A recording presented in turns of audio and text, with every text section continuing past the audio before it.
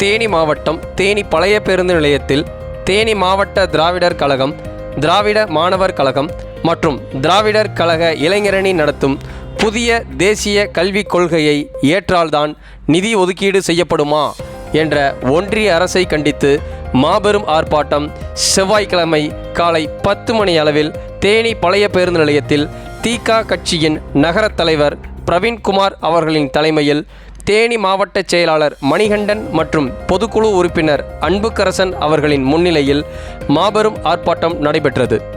இந்த ஆர்ப்பாட்டத்தில் திக கட்சியின் மாவட்ட தலைவர் சுருளிராஜ், மாவட்ட காப்பாளர் ரகுநாதன், மாவட்ட அமைப்பாளர் கண்ணன் ஆகியோர் சிறப்புரையாற்றினர்.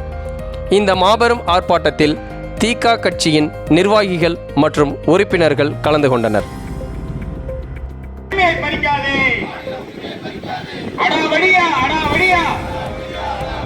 ஒன்றிய அரசை அடாவடியா தமிழ்நாட்டுக்கு தர வேண்டிய நிதியை தடுத்து அடாவடியா மிரட்டலா தேசிய கல்விக் கொள்கையை ஏற்க